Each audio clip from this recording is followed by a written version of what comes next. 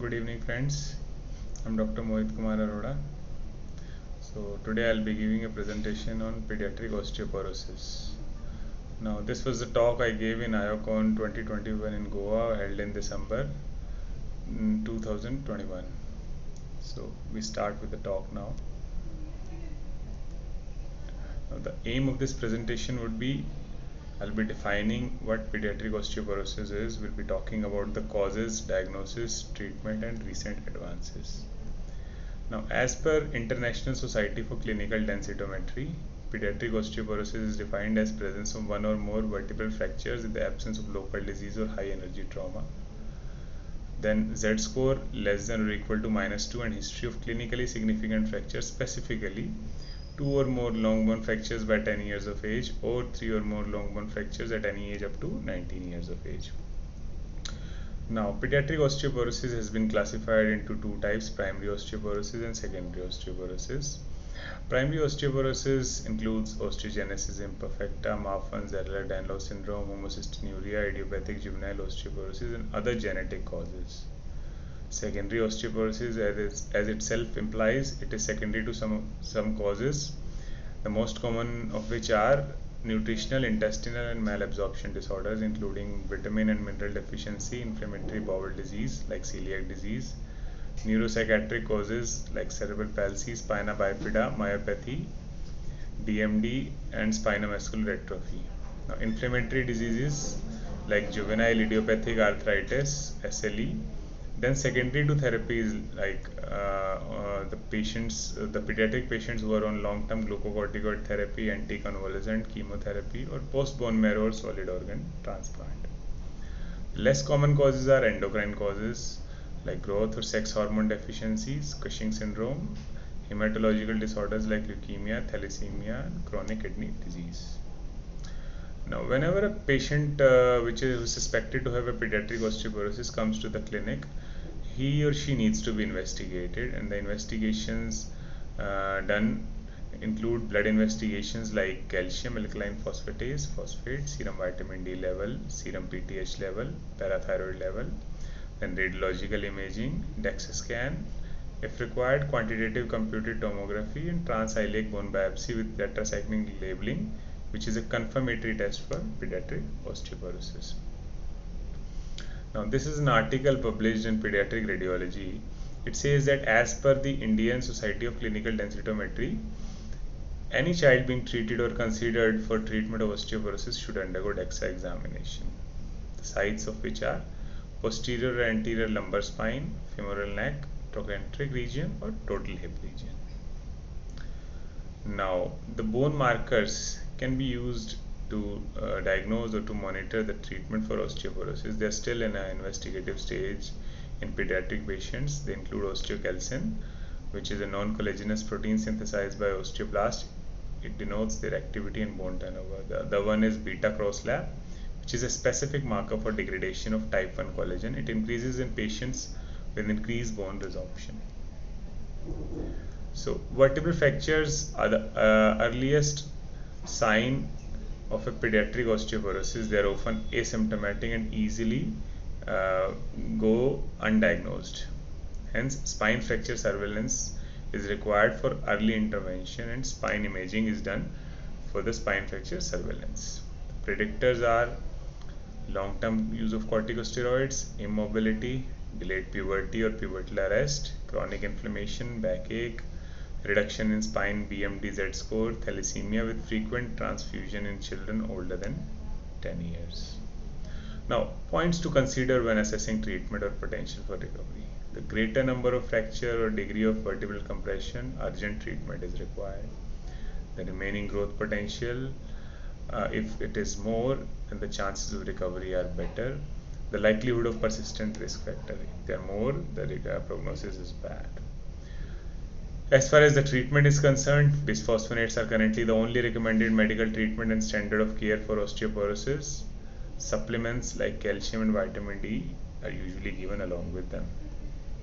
Now, this is another article which says that risodonate is the most potent oral bisphosphonate, can be used in children with moderate and severe osteogenesis imperfecta. Now, there is an article by Sofia Di Sacca et al.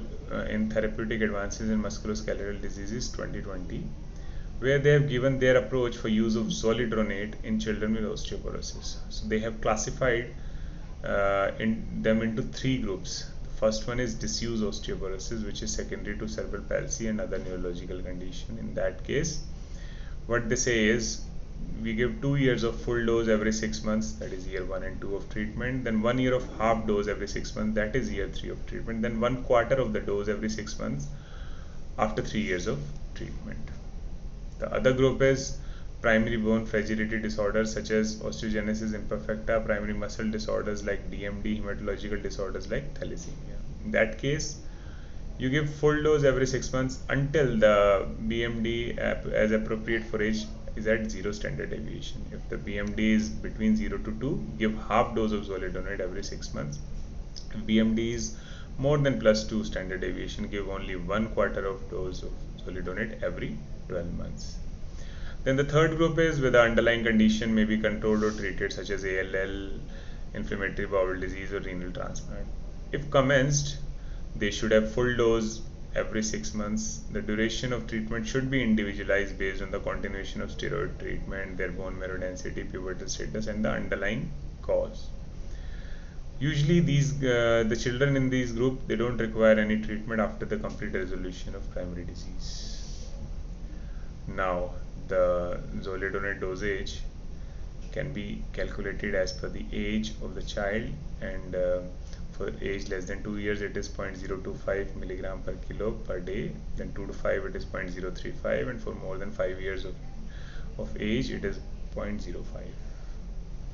Now, points to be considered when you are giving a zoledronate infusion. So before each infusion, we have to ensure that the vitamin D, calcium, and renal function tests are normal.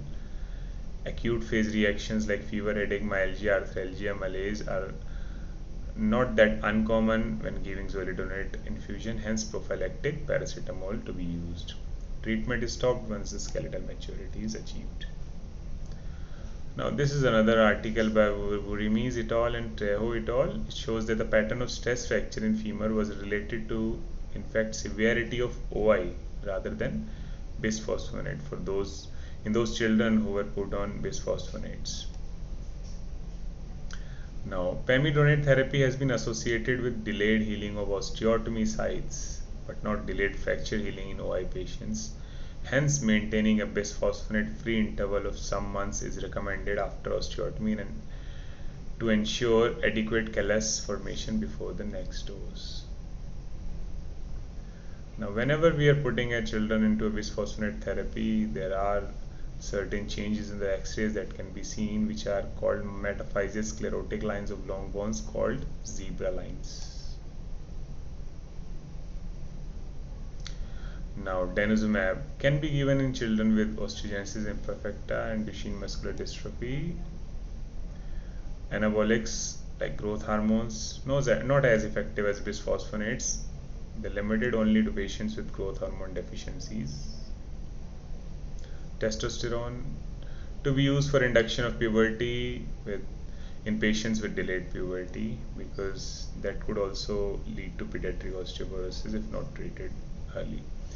Then parathyroid hormone should never be used in children due to potential risk of osteosarcoma, as their growth plates are still open, as they're still growing. Antisclerosin antibodies, the glycoprotein sclerostin is secreted by osteocytes, which inhibits bone formation. The pediatric trial for the treatment in osteoporosis is still ongoing. Adult study shows promising results. Anti-tumor growth factor beta therapy, losartan is one such example, which is an ACE inhibitor commonly used for hypertension. It downregulates the TGF beta signaling and have shown a potential use as a treatment of osteoporosis. Still in investigative phase. Now, another good mode of treatment is whole body vibration therapy. It is based on mechanostat theory, which says that the bone adapts its strength to mechanical forces that are mostly imposed by muscles. Hence, any treatment that strengthens the muscles should lead to improvement in bone structure and mass, mobility, balance, and risk of fall. So I hereby conclude my presentation by saying that management of pediatric osteoporosis requires a multidisciplinary team of healthcare professionals, which include doctors, including geneticists, nurses, physiotherapists, occupational therapists, psychologists, and social workers. Thank you for being patient.